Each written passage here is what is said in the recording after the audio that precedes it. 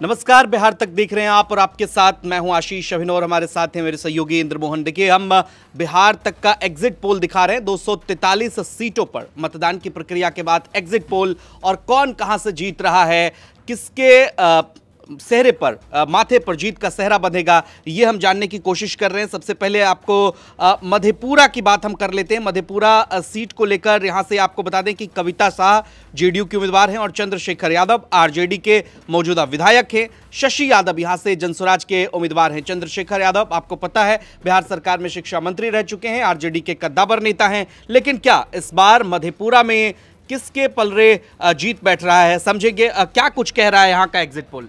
देखिए, exit poll से पहले आपको बता दूं कि चंद्रशेखर यादव, ये सिर्फ चंद्रशेखर ही लिखते हैं, यादव तो बाद में चूंकि आपको नॉमिनेशन में लिखना पड़ता है, लेकिन इनको लेके काफ़ी विवाद भी था पूरे, जब ये शिक्षा मंत्री रहे या फिर बिहार सरकार में जब तक ये मंत्री रहे तब तक रामायण को देकर चाहे इनका बयान हो या फिर शिक्षा नीतियों को लेकर ये लगातार चर्चा में रहे। शराब पर भी इनका दिए हुए बयान से काफ़ी चर्चा में विरोध भी हुआ और ये कहा जा रहा था कि इस बार इनका टिकट काट दिया जाएगा, लेकिन इनका टिकट कटा नहीं और ये वापस टिकट पा लिया इन्होंने मधेपुरा की सीट से। मधेपुरा की सीट से आरजेडी ने फिर से इनको उम्मीदवार बनाया। 2020 का चुनाव ये जीते थे चंद्रशेखर यादव और लगभग इनको वहाँ उस वक्त 40% वोट मिला था और हराया था इन्होंने निखिल मंडल को, वो भी एक बड़े नाम थे। इस बार निखिल मंडल को टिकट नहीं मिला, एक नए उम्मीदवार को यहाँ टिकट मिला, कविता शाह मधेपुरा नगर परिषद की अध्यक्ष हैं। और एक और बड़ी बात है कि उन्होंने ठीक 1 साल पहले ही ज्वाइन किया था जेडीयू को और इनके खिलाफ जनसुराज ने शशि कुमार यादव को चुनावी मैदान में उतारा।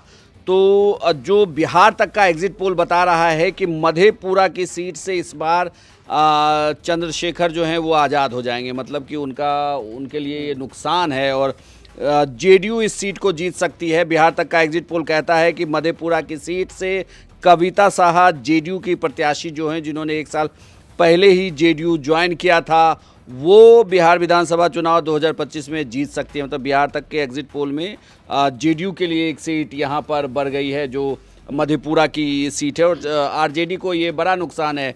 एक तो इनके कैंडिडेट को बदलने की चर्चा थी, लेकिन कैंडिडेट बदला नहीं है, लेकिन उसके बावजूद चंद्रशेखर को जब चुनावी मैदान में उतारा तो वो इस चुनाव में बिहार तक के एग्जिट पोल में हारते हुए दिख रहे हैं।